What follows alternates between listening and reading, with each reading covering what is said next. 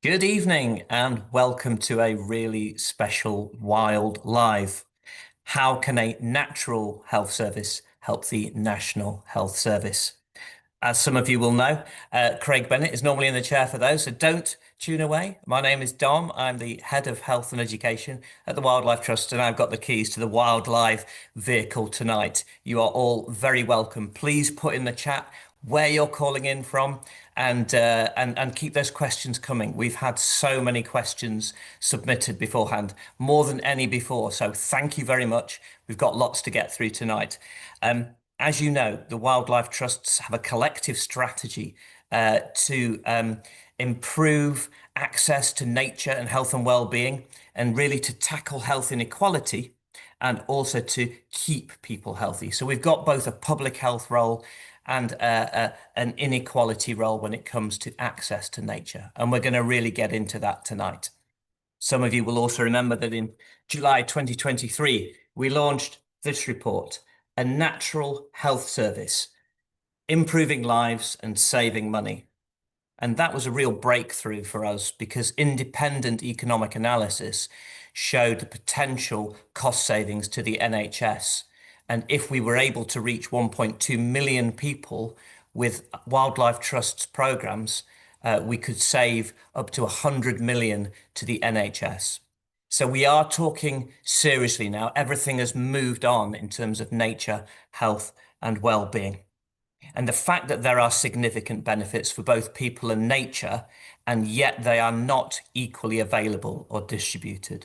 And so how can we have a much larger impact? So I've got four really special guests tonight.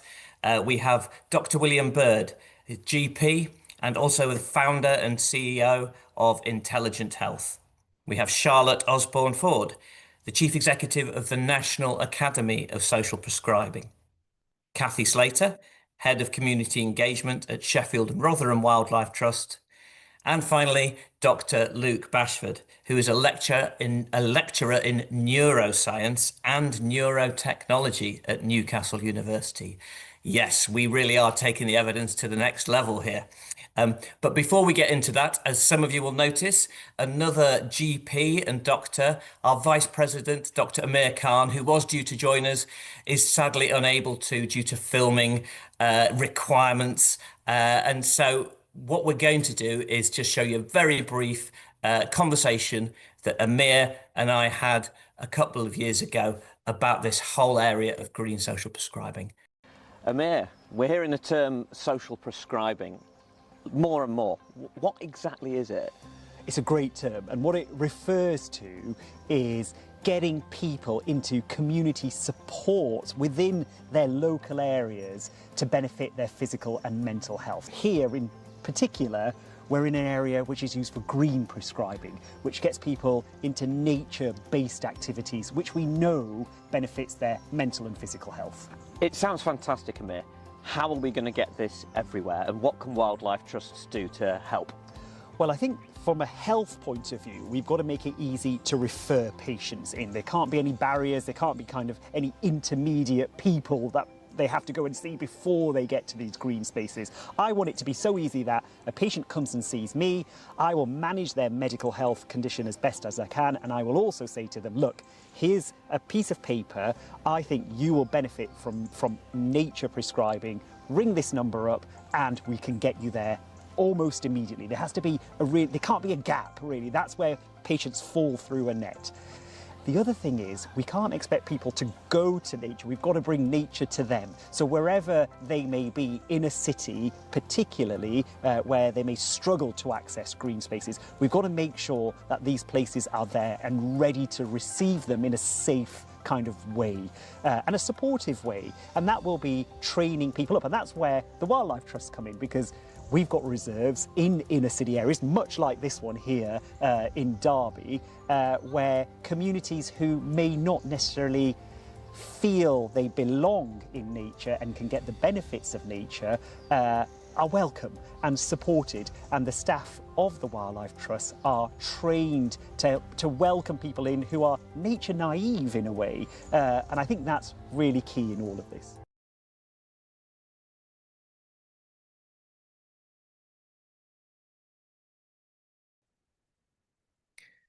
Well, what an awesome introduction to our topic tonight. So, coming to you, William, who another GP, but you've been around the nature health agenda for some time. So it'd be great to hear your background on this, William, but also where you think, some of the more recent changes and opportunities are for us going forward.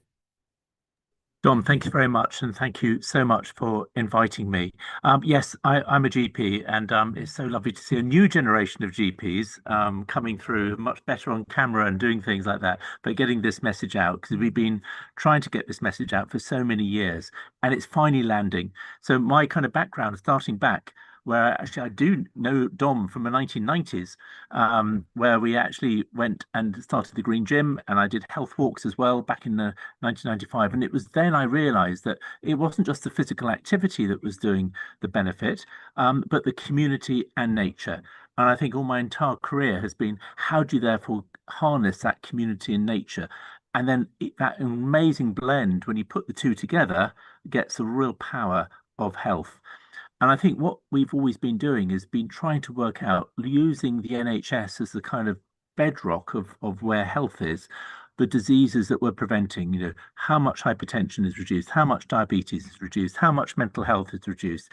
And then obviously the Natural Health Service, you've put some costs to that. That's incredibly important. And we really need to do that. But I think a lot of people in the Wildlife Trust and everywhere else will say, well, hang on a sec, it's not just the diseases we're getting rid of, we're actually making people healthier. And you ask a few GPs what they think about a healthy patient, they've no idea. They say, oh, well, they haven't got blood pressure, they haven't got diabetes, but I don't really know what they do have. They just don't have those things. And we've kind of lost what the WHO had, is that health is not simply an absence of disease. It's actually much more of a social and mental well-being and health. And what there's a kind of movement more moving towards is that health creation. That health creation is where the body becomes resilient to the diseases and the knocks and things that come and hit us all the time. And you reduce that chronic stress. And when you reduce that chronic stress, you actually, and Luke would be a lot better on this than explaining all the kind of what goes on in the brain. But when you reduce that chronic stress, and you get the parasympathetic nervous system taking over, you start to repair, you grow, you start to become a much better, calmer, more productive, if I may say so, person, and feeling better in yourself. And that's what nature does. It helps us to resonate with the world that we were designed to be in. And suddenly we lose all that danger and that stress that we've got in today's society, and we start to become at one again. And that's why the community and nature together are so important, because it's the people we need to be with as well. And we kind of really, the Wildlife Trust, bring those two people together. So I think what we're seeing now is a shift away from absence of disease, and prevention is important. I'm not saying it's not, but we can't just go by the absence. Where do you head towards if you're just preventing? There's no direction. Health creation is the new term, or a term. It's not new, it's been around for years, but that's where we're heading towards. And that's a destination where you actually have a life you love. You've got family, you go outside, you feel it. And that creates that resilience around you to actually prevent the disease. But you don't just go for prevention, you go for that health creation, that trust. That's feeling safe, feeling valued, and feeling belong. And I think that's where, with the Wildlife Trust and nature generally, and in many other things of music and arts and others that Charlotte will be explaining as well, as sport and community groups, we're heading towards this thing where actually we're just wanting a better life. And it's really exciting to be in this new phase, which I think we've started to enter. So, in your view, William, how specifically the Natural Health Service can help the NHS here? It's about health creation. What are some of the specifics for our audience out there that nature actually brings to that? So Wildlife Trust and all those other organisations out there. Well, there are things that I had no idea about when I started looking at this, that nature can do. So if we look at the kind of matrix that you can make, the safe, value, belong, people, purpose, place, put the three, you've got 9 squares, and then you look at all of those, and actually nature improves trust. So when you're in nature, people are much more trustworthy, and that's probably because of, again, I've got a neuroscientist watching me over here, but the oxytocin levels go up, and you know that can help. Nature creates people to feel more valued as well. They feel more valued about themselves. And anyone listening to this who's worked in this area will know exactly what I mean. They connect together. People connect together much better in nature than they do in a man-made environment because there seem to be less barriers anymore. So these are the things that nature does. And each one of those is a massive bedrock of health creation. You've also got heritage of feeling valued, feeling you belong to the world because you're connecting to nature. You've got a place here. Someone loves you out there. So when humans are being so difficult in your life, suddenly you've got someone who actually loves you. And teenagers particularly resonate with that, where they feel there's a place they can go to. So these are the kind of some of the areas, the autonomy that you feel you've got more control because haven't got other man-made environment of controlling you. And so when you add them all together, you'll find that it's a nuance. And this is where there's this debate, and it happens in other areas where we're trying to quantify everything about the cost benefit. You've done that brilliantly, but we need to now have those stories and those other aspects of research to capture some of the stuff which is harder to capture just on numbers. You absolutely need both. You have to have both. But if we don't focus on those stories and that more kind of generic work, which I think people would understand about that trust and belonging and safety, then we're never going to get the true value of what that connection to health is and connection to nature is. Thank you. It's fascinating, William. And Charlotte, you'll recognize a lot of what William is saying there, particularly across those other areas. But you're chief executive of a relatively new charity, the National Academy of Social Prescribing. How did that all come about? And what role in particular does nature play in advancing what you're trying to do? Thanks, Tom. Yes, great to be here tonight. So the National Academy for Social Prescribing was founded when social prescribing became official NHS policy, which it is now. And that was back in 2019, 2020. So the Academy is a charity and we have a remit to help build the knowledge and understanding of social prescribing in all its different forms. Working very closely with the NHS and with lots of other sectors, but particularly the natural environment sector. And when we say that social prescribing is part of NHS policy, what we mean is that there is now NHS funding for social prescribing link workers in GP practices, and they are professional staff who can help patients to understand what might be at the root causes of their ill health and to think about what might be in the community that could help them feel better, whether that's addressing problems, and it could be practical problems like debt or finance issues, but equally what can be in their local community that can give them joy and hope and connection and physical activity and connection to nature. So, in terms of that connection to nature, there was a really impactful program called Green Prescribing for Mental Health. It was a demonstration program from government funding, and that had some extraordinary outcomes, didn't it? Yes, that's right. So around 2021, there was a cross-government investment to understand could nature-based social prescribing make a contribution to the NHS and particularly to mental health.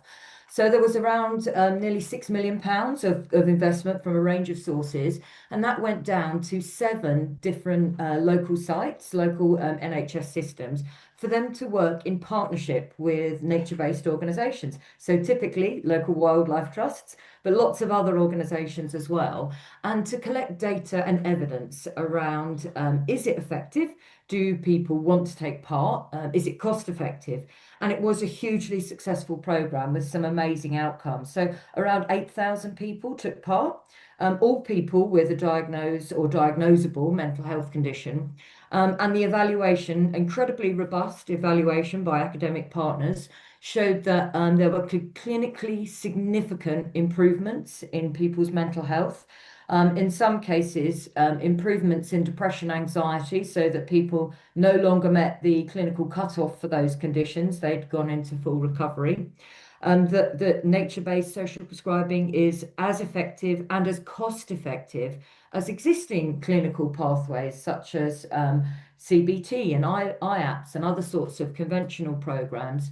But even better than those, it really reached very well into deprived communities. People felt really easy to access and engage with the program. So typically when people are referred to mental health support, lots of people don't take up that referral, they drop out.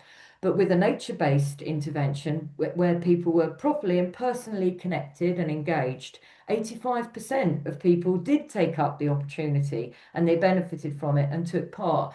So that there's some really powerful statistic there that we don't see with a lot of programs. And it was such a good evaluation that there was a further rollout of the program, and it secured further investment from Treasury for another year, and that program is just being evaluated now, and that will look particularly at how does it impact on the NHS itself? Does it reduce demand on the NHS, which we expect it will? Fantastic. And it's so heartening to hear. And we've had a lot of interest, as you can imagine. A lot of questions have come in around the sustainable funding. Thank you to Lucy Abbott and to Sarah Skeets, and many others. We'll return to that point. But I think we've kind of set the scene. We've looked at the kind of theory side of things. I think this short video called Nature Connection on My Doorstep from Sheffield and Rotherham Wildlife Trust will just show some of the impact that nature prescribing can have. Living in overcrowded areas with terraced houses where you hardly have access to nature on your doorstep is detrimental to our health. It impacts us hugely, and we try to find an opportunity through different partnerships to look at abandoned places, such as this one. This was an abandoned field full of litter,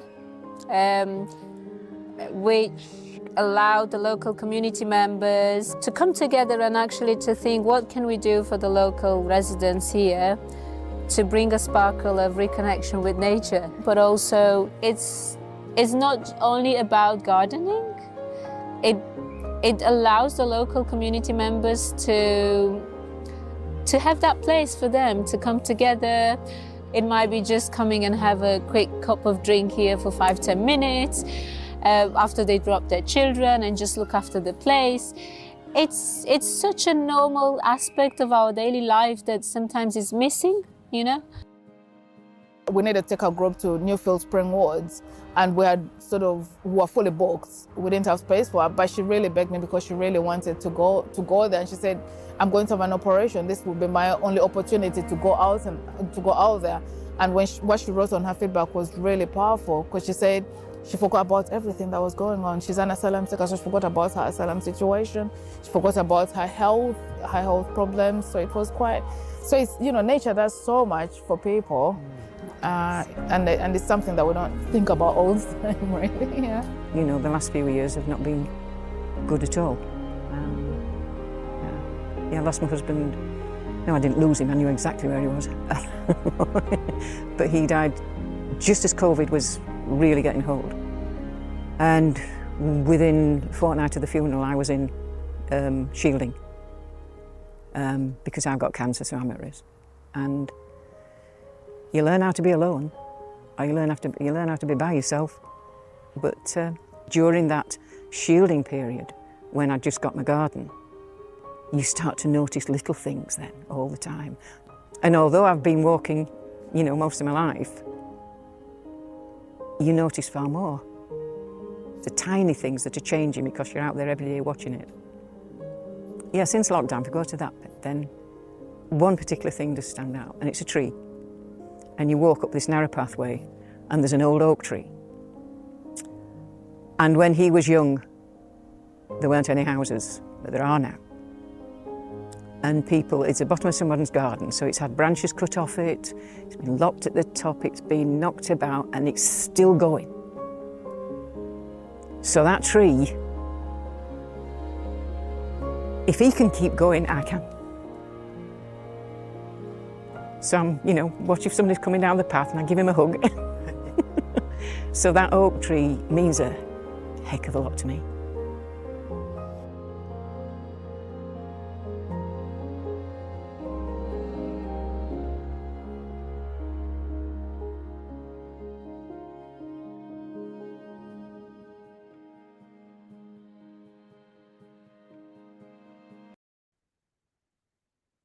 Wow, that was an incredibly powerful film.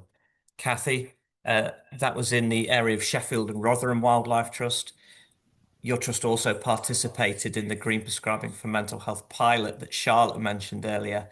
Um, we've talked about the need for sustainable funding, but that's incredible when you see that and the impact you're having. So I wonder if you could tell us a little bit about how you deliver this on the ground, how you get that impact, and then perhaps where we should take this next. Yeah, hi Adam, thank you. Yeah, amazing to be in such good company. And wonderful generosity of people sharing their stories with us. And they're just a few examples of the stories that we hear of the impact of connection with nature on people's health and well-being. It's, as a wildlife trust star, it's our ambition that everyone has that opportunity to access and connect with nature, but we're really aware that at the moment that's not the case, and there's some real inequities of access to nature. But this is an area of work that we've been really committed to for many years now. We've delivered something called the Wild at Heart programme. We have some amazing, talented staff who engage with communities in Sheffield and with Rotherham. We run two groups, deliver a wide range of nature-based activities in local green spaces, supporting people to connect with nature and to connect with each other as well. That social connection is really key, we hear. And yeah, we do hear some really powerful stories. People have told me, you know, it's the groups saved their lives before, which is just, yeah, amazing. We were really excited to then be able to kind of build on that experience and become involved in the Green Prescribing mental health demonstrator project, the Testimony, which came to South Yorkshire. We worked with the Integrated Care Board, which is the kind of strategic bit that manages local NHS services, and we were able to, you know, bring that pilot to South Yorkshire, and we've really seen the benefits from that programme locally. The uptake locally was amazing. There was something like 1,800 people benefited in South Yorkshire, and from a real breadth of communities. So as well as those amazing statistics that Charlotte shared, we've got some, you know, wonderful case studies as well that, you know, people shared. And what's really heartening, I think, is the interest from many aspects of the NHS locally in bringing in nature connection and a green prescribing approach into their work. So as part of that programme, we also delivered training to health professionals, and we had nearly 350 people, all from very varied kind of professions working in the health service and in the community, that came from that training and said that they, you know, we're going to take that into their work. So, you know, that's really heartening. And the Integrated Care Board and partners are now looking at how they can resource this work and how they can bring it into their practice in the longer term. So most recently, they've looked at using some health growth accelerator funding to support people that might be struggling with poor health, who are in work, who are at risk of falling out of work because of their health, how nature-based activities can be applied to those circumstances of those people to support them. And they're also really looking at how, you know, this work can be sustained in the long term, you know, building on the work of NASP and looking at how that might happen. So it's really heartening. Thanks, Kathy. We're just slightly losing a little bit of internet connection, but we definitely picked up really the systemic way you're working in Sheffield and Rotherham and in those 6 other places. You were talking about sort of helping people back to work, training people within the system, as well as delivering the activity on the ground. The evidence we've heard from Charlotte and from William and from myself in the opening, you know, about the cost savings, the impact on health and well-being.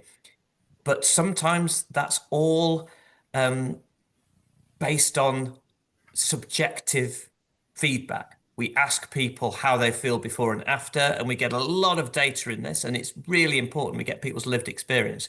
But Luke, I'm going to hand over to you now, Dr. Luke Bashford from Newcastle University. You work in the neuroscience department. You're a lecturer in that area, and if you could just tell us about some of the amazing work you've been doing and what you are seeing in terms of nature's impact on our development and on our brains.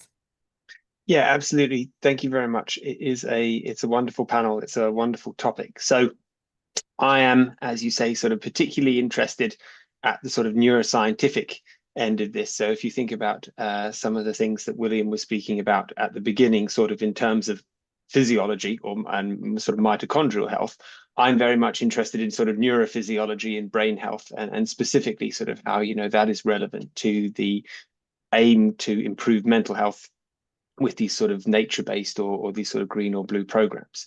So the idea here is that, yes, there has been an enormous sort of body of sort of scientific and public health studies and evidence that have started to explore the benefits of being involved in sort of nature-based programs, having access to natural spaces. But as you said, a lot of the evidence that there is collected there is subjective. So this is collected in the form of questionnaires and asks people sort of a range of questions about sort of how they feel before and after the activities, sort of how they feel connected to the natural space itself. And we can see very clearly from this that everyone who participates in this, or the vast majority of people that participate on this, really do get a substantial benefit from it. However, there are still sort of key knowledge gaps that are lacking, specifically sort of more in terms of the mechanisms that underlie that, which are sort of crucial to the evidence base that we can present to different commissioning bodies, different public health bodies, different policy making groups, in order that we can sort of really evidence the benefits of these nature-based programs sort of to the sort of the National Health Service. So it's a very exciting period sort of in the development of devices that can record from the brain. There are sort of an increasingly abundant type of devices and that allow you to collect brain activity in all sorts of settings. So this could be sort of, in lab settings, obviously, but this can now be sort of in urban settings or in natural settings, in settings with different levels of biodiversity. And with this, it allows us to sort of collect really important objective measures of how nature is sort of changing the brain. And it starts to give us a sort of a sense of what the impact of nature is on the brain. This is something that can be measured, like I said, the objective measure is one that allows you to really sort of track this without any sort of subjective interference. So it's just sort of neurophysiology. So we, for example, here are looking, for example, at different activities in different regions of the brain. So we might see, for example, in frontal regions of the brain, an increase in activity after exposure to certain natural environments. We might see sort of decreases in other brain areas that are to do with sort of cognitive function or sort of affective state. And even, over the short term, you can see very quick changes in the sort of evoked brain activity. Over the long term, you can actually start to see really significant structural changes. So in areas of the brain like the amygdala and the hippocampus, these are sort of subcortical regions that are very much associated with cognitive functions, with mood. And so it paints a sort of a crucial picture of not only how nature makes us feel, but actually how those feelings relate to our brain activity. It's absolutely fascinating, Luke. And when we first spoke about this, and William again put me onto this research along with yourself, is there was an hour's walk in a sort of forest outside Berlin versus an hour's walk through the center of Berlin. And those changes that you've just mentioned to the hippocampus, to the amygdala, the stressor signals dropping, but also, those parts of the brain that deal with emotions, that deal with long-term memory, they benefited from that kind of nature plus. And we're just at the start of this journey, and you'll all be pleased to hear we'll be working very closely with Luke as we go forward. There's a huge amount of comment and interest coming in. We've had people from Hertfordshire and people in Basildon. Lovely partner kind of supportive message. Canal and River Trust. We've had the chair of the Green Social Prescribing Community Practice in Coventry and RSPB Old Moor. You know, it just gives you the sense of the scale that we're talking about. And, you know, if we can restore people's relationship with nature and deliver some of those therapeutic activities, with that kind of evidence, I really do feel quite excited that we could actually tip the scale and be able to properly embed this. We're just going to move to another video that actually just puts into kind of practice and other people's words what everyone's been saying, but particularly Luke, what you're saying at the end, that kind of you'll see when you hear people what nature actually means to those. So this was from a program called Coronation Gardens, which is about community growing food. And you'll just see exactly what our panelists have been talking about.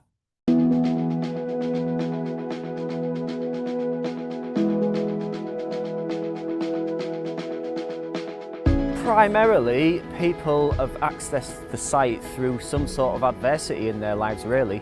I usually say to people we're a bit of an outdoor community centre, really. The food that we've grown that is surplus, our idea was that we would try our best to give it away to people who would appreciate the vegetables and fruit, would really love to cook and eat it.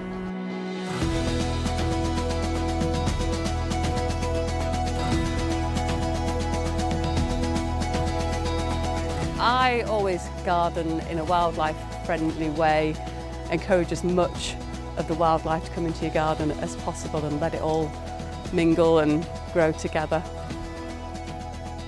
I've been here since the start, since we started it. I feel very invested in the project. It's exactly what I've wanted to be happening around here, and now it finally is, which is great. Everything goes to plan, but we find a way of seeing the positives in that. So last year I just planted in the beds and we grew lots and lots of food. So this year I'm not as daunted and I keep experimenting to see what will work well with it. Working with people can be difficult, but finding their strengths and what they love to do, what they feel valued doing, and bringing that out in them in the garden is a whole other job in itself. In my head I always think if it's not enjoyable, it's not sustainable. For us, what's really valuable is that social prescribing, green prescribing. Actually 6 weeks in a garden space may just shift your thinking. You might find somebody that really connects with, you understand why I'm anxious, you understand that this isn't always easy, but you make it possible.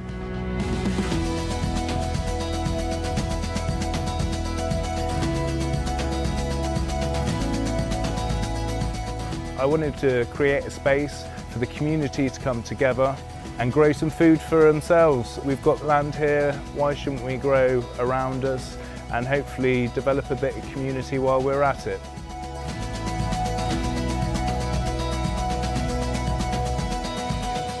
I love coming here. I may be having a bad day and think, oh, really don't want to get up today. I then know I have to come here because it needs me to come and do something, and it's a different need. And you get to meet lots of different people. Couldn't imagine not coming here.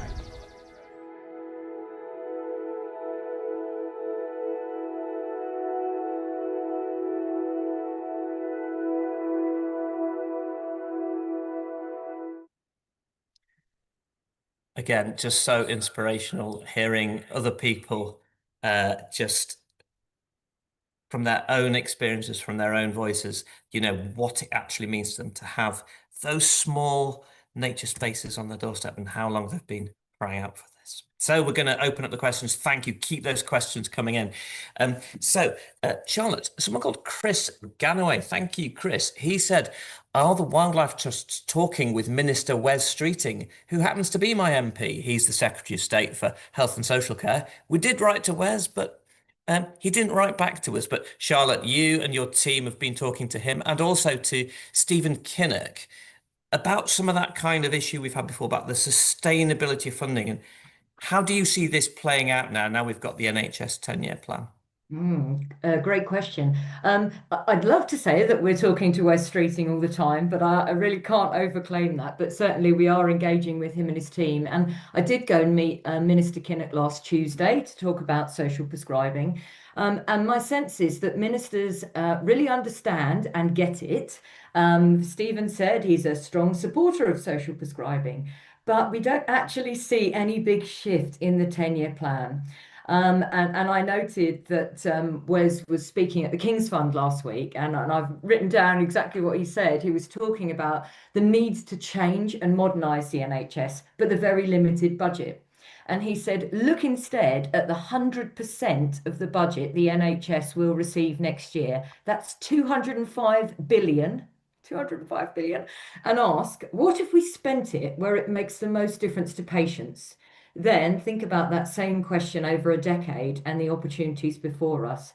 And I think that's exactly what we've been saying into government. What we're asking for to scale nature-based social prescribing, to make the programme that we've heard about today, Green Social Prescribing for Mental Health, if we made that accessible to all and scaled it across England, it would cost less than 0.01% of that 205 billion. Now, that's got to be a strong, coherent argument. And the data and the evidence that we're building will help us present that argument, but we're not there yet. The 10-year plan is a very high level and visionary document, and lots will be left up to local integrated care boards and NHS commissioners to determine how they spend their allocation. And it's great to hear Kathy say that in their area, they're working really productively with those place-based commissioners, those integrated care boards. But I really think we need national leadership as well. We need national funding, and we need government and ministers to recognise that this isn't a nice to have or a bit niche. It's actually as powerful, as important as many of the other parts of the NHS where billions have spent. Yeah, thank you, Kathy. You work very closely with the Integrated Care Board, the local NHS organisation in and around Sheffield and Rotherham. They're really committed to this, aren't they? They are, absolutely. They've seen the evidence and they want to continue this work. And they and we hear the voices of, the voluntary sector organisations that have been delivering these activities that, really struggle for long-term funding. That is what would really make the difference.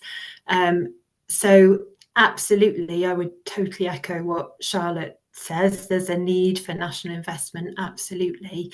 And I think that would then stimulate, people acting to bring together local investment to match that. There's definitely appetite to do that locally. I mean, budgets are incredibly tight, but the Integrated Care Board has asked a working group to look at how that might happen, and there's representatives from all of the local authorities in South Yorkshire, the Combined Mayoral Authority, and community sector, voluntary and community sector representatives on that working group, looking at how that could happen, and how, if everybody put a little bit in, that might be used to match any national funding that might then give, a more significant pot that actually could fund this in a sustainable way in the long term, which is what's really needed.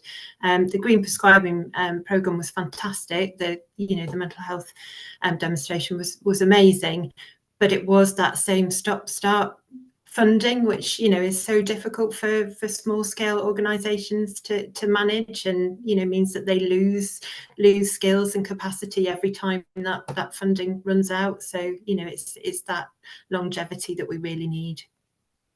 Yeah, no, that's really, really important. And thank you for giving that kind of local flavour. And I know from what both you and Charlotte described, the principle of a shared investment fund at a national level, at government level, which was outlined by the National Academy of Social Prescribing in December last year, that can be matched in confidence and real cash by local NHS. That will definitely give us the engine room to really light a fire under this locally. You're not asking charities to deliver from lottery projects and other things. What you're then playing to our strengths and saying, this is how we can add value to it. So I think there's something really exciting over the next 2 to 3 years, and we will push to have this everywhere. And Luke, again, there's something here about the level of evidence that would help make the point, I think, to get this really embedded. Absolutely. I mean, this is an area where there's an enormous amount of, because of how the funding has been set up, relatively sort of small scale, but highly impactful studies.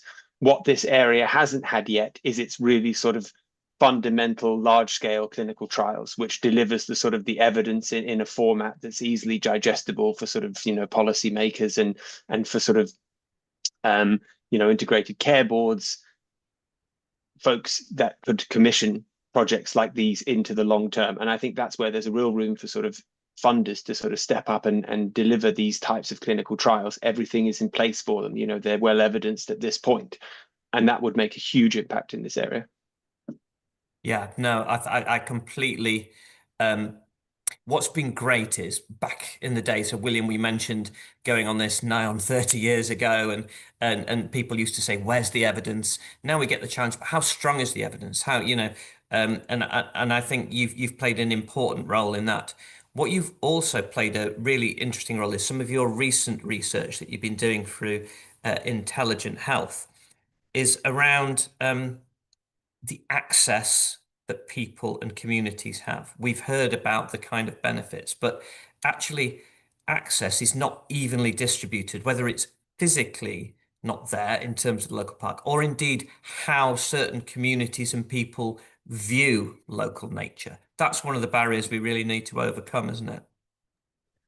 It is, Dom, and I think, you know, in the NHS, we're constantly being questioned. Are we reaching the right people? Are we reaching the people of deprivation who've got the chronic stress, who've got the mental health problems, and making a difference to them? Because very often, a lot of health promotion and health prevention has always targeted actually the people who probably don't need it the most. And we found this big, massive group who haven't reached it. And it's same with nature. You know, when we first started off, it probably was those who would be naturally aligned to nature.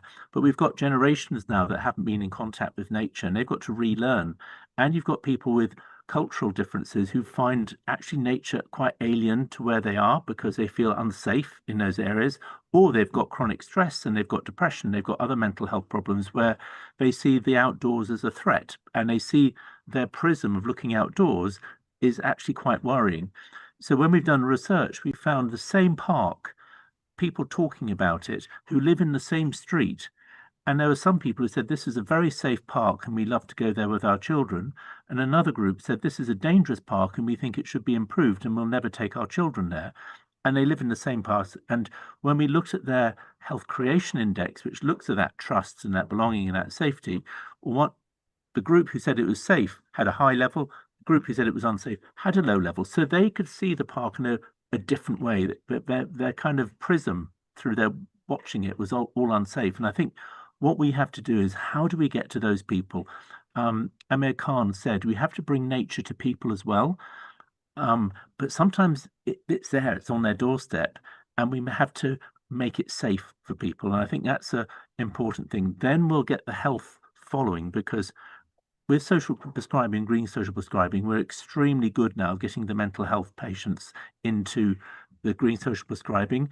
Green social prescribing has made it visible to the health professionals, and people can now see its benefit. So it never was invisible. So it's done an incredible work in getting it seen. So we have to do a few things. First of all, we have to get the medical training so that all doctors and nurses and health professionals understand the benefit of nature.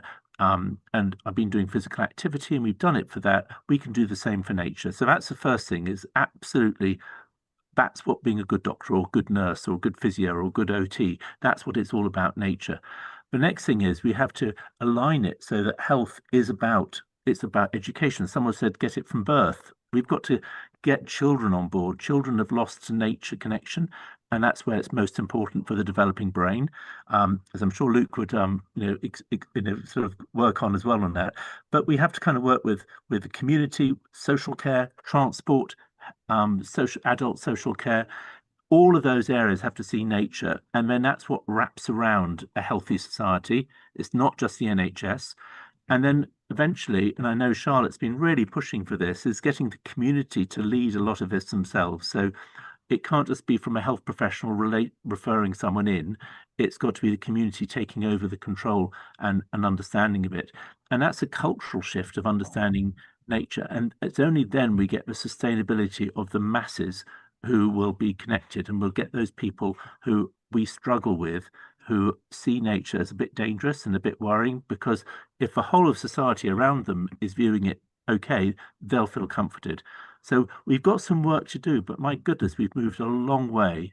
And let's not forget that since that 30 years ago, and it's accelerated in the last 5 years, probably since COVID. I think COVID helped, but we are seeing an acceleration. And I think that's why it's so exciting, and I'm full of hope. That's fantastic, and it really is an important message to take away. We did have a question from Nikki Rivers here that highlighted, how can we highlight the opportunity for young people's mental health with all those working with children and young people? Now, William, you highlighted there, particularly those kind of targeting groups. Have you done anything particularly successful with children and young people? Perhaps briefly, and then we'll offer it to the rest of the panel. Yeah, very quickly. So we deliver in Intelligent Health, we deliver a gamification called Beat the Street, which gets about 40% of the children in a town or city engaged and gets them out there, mostly the primary school age, just up to the beginning of the secondary school. And when we look at how much nature they've been engaged with at the beginning and at the end, there's a huge shift. And we've been working with the Canal River Trust, and the towpath usage goes right up. And these are places that people are living within 200 meters, 100 meters sometimes, who didn't know it even existed. And just by using gamification, you can get them out there. And of course, when we go back 2 or 3 years later, sometimes up to 5 years later, and we ask about the change, people are still using that park or that green space they found during Beat the Street. So we're a catalyst. And I think we need to do a lot more of getting children, because the children love it. They drag their parents out to it. That's what we need. It's not the parents taking the children, it's the children taking the parents out and discovering these places. And anyone who says that they'd much prefer to be in their bedroom playing on games, they're completely wrong. You see the excitement, as everyone who's worked with children in the Wildlife Trust will know, that the children love nature, and they've just not been given the opportunity to go there. And I think there's an element of parental support as well to help them get out there. Yeah, thank you. Luke, do you think we could see some of those headsets that you use? Do you think they could be widely available for children and young people to try out, do their own little kind of citizen science and put on a little brain scan? What do you think? Just unmute. Absolutely, yes. So, I mean, these are devices that are very simple to use and with very little guidance can be sort of placed appropriately before, after, sometimes even during these activities. And it speaks to a little bit about what William was saying there in the gamification of this.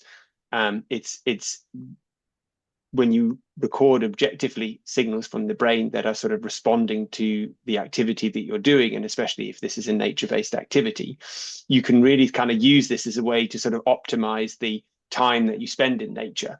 The two most sort of crucial things that we think about when we're talking about sort of delivering a program like this sustainably is, first of all, maximizing the benefits for the people that are involved, so that when they participate in nature-based programs, particularly if this is something that's part of a prescription-based program, then they really do get the benefit that they expect, and they really get the maximum of that benefit. The second thing, of course, from a sort of a healthcare economic perspective, is that we want the programs to really, really sort of have their value for money, because the better value for money the programs are, the more likely they are to be adopted and to be adopted in a widespread way. So we can use those types of signals that we record from the brain to measure the experiences that people are having. This can attract people to the programs themselves, but it can also be used to optimize the programs and really ensure that you get that long-term delivery. I absolutely love that. The idea that you can use the citizen science, we can get you the data that you need, but we can make a huge game out of it. You could have them at every kind of reserve, and equally so, William, one of your beatboxers where the kids are running in and tapping in and out of reserves. I absolutely love this, and I think it's joyful as well as impactful, isn't it? And it's participatory and those sorts of things. Kathy, I wonder if I could come to you here, because Abigail Pratton wants to work in this area. How would the panel suggest finding a job. She's a recent sociology graduate, but she's really passionate about this sort of work. What a great question. Amazing. Yeah, brilliant to have more people wanting to work in this area. I mean, I'd suggest getting involved with your local nature group, your local wildlife trust, getting some work experience out delivering nature-based activities. We have volunteering opportunities, but along with those skills in sort of understanding how to support people to connect with nature, it's really important that our staff that work in this area have a good understanding of mental health. They're not expected to be experts, but they do need to kind of understand when to signpost people to other services. And also safeguarding is really key as well. So I think it's a mix of skills, but I think starting by, you know, getting some experience and, you know, taking part in activities yourself is yeah, a really good way to start. It's a great shout, Charlotte. I saw you nodding there. You know, in terms of the skill sets that you think, you know, we need in this sector to actually, you know, move ourselves closer to what the NHS needs locally in terms of the shift to community, the shift to prevention. Are you seeing a change in the kind of the skill set of people working in this area? It's a really interesting and long-term question. The government is currently reviewing the NHS workforce plan, which sets out the future for the workforce based on a 10-year plan. How many doctors and nurses do we need? At the moment, there are commitments in there for social prescribing link workers, so those generic link workers, and a forecast that they will need to treble the number of those link workers. And I think that is just a very small estimate, because if we're serious about the shift from sickness to prevention, from hospital to community, which is the core ethos of the plan, we're going to need far more non-clinical health specialists who can proactively support people to access nature, creative health, and other areas. In other sectors, we are seeing particular education opportunities emerge. So in creative health, for example, which is incredibly comparable to green social prescribing, it means accessing creative activities for your health and social prescribing. We're seeing universities offer MAs in creative health. UCL, for example, we're seeing degrees in creative health, and it would be great to see similar educational opportunities in nature-based social prescribing or green social prescribing. But I think we're on that journey very much, and if we think where we might be in a further 5 or 10 years, it would be great for those sorts of posts to be either part of the NHS or funded by the NHS. And in the community, and it would be really important that that is considered by the government in the new health plan. Yeah, thank you, Luke. I see you had a view on this.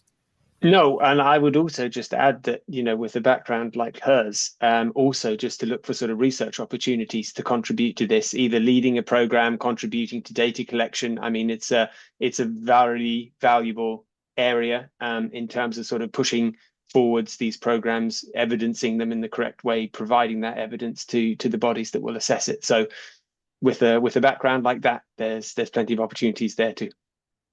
There we go. I hope that was really helpful for you, Abigail. I'm just really interested actually to pick up on the point, Charlotte, particularly about the point you made about the shift to community. I think the NHS view the shift to community, from what I've seen, in terms of the proximity, how near our scans are, our inoculations, the health services, our GP surgeries, such as William, you know, so that's important, isn't it? But are we missing a trick here in terms of the wider sector, in terms of the feel of the neighbourhood and the community, the kind of protective role that William spoke about in terms of nature on people's doorstep, in addition to all those really important health services that people need nearby? Yeah, I think that's exactly right. There's lots of different meanings of community. When we talk about community, we mean our neighbours, our friends, our local areas. The NHS means things like community hospitals and district nurses, as opposed to acute hospitals. But we are seeing that shift, and a very important part of the new 10-year plan is what they call neighbourhood health, and that is trying to find a new terminology to help the NHS explain what they mean outside of that NHS community model of district nurses, etc.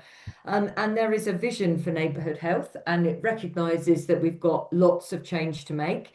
It talks about moving diagnostics into the community in the first couple of years, but then over 5 to 10 years, proactively connecting into community organisations, voluntary organisations, faith organisations, and supporting people to link into those. I hope it also means co-locating and actually integrating with those organisations. But that is part of a longer term vision. But we're starting to see the language and the culture shift at least articulated. Thank you. That is, again, another source of hope. And William, we've had another question come in about, access to nature within NHS buildings. Now, way back when, I think it was the grounds around your surgery at Sonning Common, I think, where we first looked at green gyms and how you could connect patients to there. Do you see that in the rest of the NHS infrastructure? Again, our wildlife trusts and other organisations and friends, do we need to do more to bring nature to the people working within the health system? Absolutely. If we go back in history, where we had monasteries, we actually found obviously people used to use the nature as part of the healing process well within those hospitals, and it was part of the care. So the great Muir Gray, who many of you will know from public health, he kind of invented the NHS forests, and that's used at the Centre for Sustainable Healthcare in Oxford.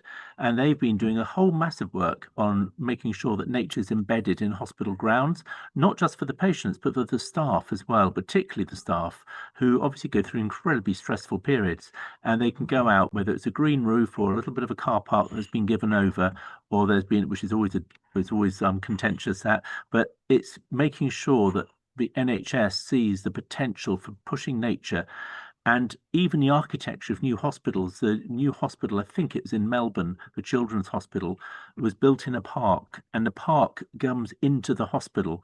So you can't tell where the park ends and the hospital begins. And every single child's bedroom is making sure it's got a view over the green space. So huge amount of work trying to understand how do we embed nature into the NHS. And obviously Bromley by Bow have been doing that for many years and making sure that if you look at the picture, go on Google, look at Bromley by Bow, look at the picture, and you'll see the greenness everywhere, even though it's right in the middle of Bromley by Bow in London. So there's a lot more work we need to do on that. And I think that's, Wildlife Trust could definitely adopt, I think, a hospital or two to do that. And I know some of you are doing it already. Yeah, I'd add Alder Hay into that as well, who did an amazing thing. It literally turned a hospital on its axes, put the car park behind, and the important rooms, they spoke to the children. The important rooms all have opening windows. They all face onto the park that was hitherto at the rear of the hospital, and they did a rebuild. So again, it's possible with large infrastructure. So Luke, you had a hand raised there, and then I am going to come to each of you for closing thoughts in reverse order, just to warn you. So, in fact, Luke, if you could just make your point, but then also what I'm going to do is ask you and the rest of the panel. We're going to return to that question of how a natural health service can help the National Health Service. So, I think one key way from each of you in summary, that would be awesome. But please make your point first, and then if we could move. No, it's okay. It was the things that I wanted to highlight were captured by William quite nicely actually there. So I'll just second a few of the things he said and leave it there. Wonderful. Thank you. So I must apologise to all the people. We had hundreds of questions coming in. Heather Jones, a couple of old friends, Mike Winstanley and Lucy Wheeler. Very apologetic to you all. We didn't get to your questions, Karen. We will see if we can get you some answers over a period of time. We'll write back to you. And Kate, there is some really great stuff from Kate's Garden Therapy that we can ask Luke. So I am going to come back to each one of you. So the question, how can a natural health service help the National Health Service? If we were to say one key thing that you would want to get across to our audience tuning in tonight, Luke, may I start with you? Yes, I think the one key thing that a natural health service can help with a national health service is that it can provide additional really beneficial pathways for people who are sort of entering into a treatment plan that they can really sort of benefit from in their community, and that can take pressure off sort of other services, or may even sort of prevent them from needing those other services for a certain period. Lovely, thank you. Kathy, can I come to you? How can a natural health service help the National Health Service? Yeah, so Dom, a natural health service can really support the NHS. Access and connection to nature throughout our lives means we're more likely to develop healthily, and we're going to be more likely to stay well, to be more resilient, and to recover quickly when we do experience periods of ill health. So in that way, it can really help to take the pressure off of the NHS services. Love it, that lifelong habit. Charlotte, can I get your views on how the Natural Health Service can help the National Health Service? Yes, well, I think we've all heard today how much that can happen. So mine, I'm going to flip it back to the audience and actually say a call to action. Can you please help us to do this, to achieve this? When you next see your GP, ask your GP practice, do you offer green social prescribing? If you engage with your local council, ask your local councillor, your parish council, write to your MP, because the evidence is there. We've heard it today. So why isn't there national leadership? Why isn't there that 0.01% of the NHS budget that we want? And the more we can all talk about it, particularly the audience member who mentioned Wes Streeting, if he's your local MP, definitely write to him. So it's a call to action. Wonderful. Yes, thank you. You are all powerful, and we are all powerful to make that change, because we've got a heck of a lot of evidence. William, coming to you finally, what's the key thing if a natural health service were to help the National Health Service? What's the one key thing you'd like to see? There are many, but I'm going to just cope with one concept: is it's going to happen. It's going to happen, and I think we just have to believe, because if we look at the progress that's been made, it is extraordinary what's been made in the certainly in the last 10 years, and I think that will continue. So it's going to happen, and we've all got to be part of it, but making it happen, not wondering if it's going to happen, but when it happens, how are we going to be involved? How are we going to tell people what we did? So that visionary part, we've got to be there. The second bit is, and I'm going to split it slightly, but I really want to get the medical professionals on board, because I do feel that although it should be community upwards, if we don't get the medical profession, when I say, sorry, medical profession, health professionals, all professionals in the NHS, if we don't get them seeing it and on board, then it won't really kind of get traction. So that's what I'd love to see. And sometimes when you get health professionals on board, it drives the top. Sometimes the top are difficult to get hold of and to understand it. But if you get an enormous 1 million people working in the NHS getting it, they've got no hope. It will be part of the NHS. Thank you very much to all our panelists tonight, to Kathy, Charlotte, Luke, and William. It's been a real pleasure. We could talk about this all night, I am sure. We've got so much great input from the audience watching today. I think the summary is everything, everywhere, all at once. It's the film, isn't it? So we go at all levels, and that's really what we need to really cement this. But I too am full of hope. And I think as well as upping our kind of delivery, we're also going to be thinking about how people's access to nature, if we worked so that there was a right to a healthy natural environment, to the biodiverse environments, not the green concrete that we see out there, but the biodiverse natural environments that really have that full impact on people's mental health, and those socially kind of protective areas that help people feel less lonely, less socially isolated, and less on their own. So it's been absolutely fantastic. This recording will be out on YouTube, but please share it far and wide. And don't forget to like and subscribe to our YouTube channel. Big thanks to our friends at People's Postcode Lottery who really help our excellent team behind the scenes here. It's absolutely seamless. Thank you very much, everybody. Have a great evening.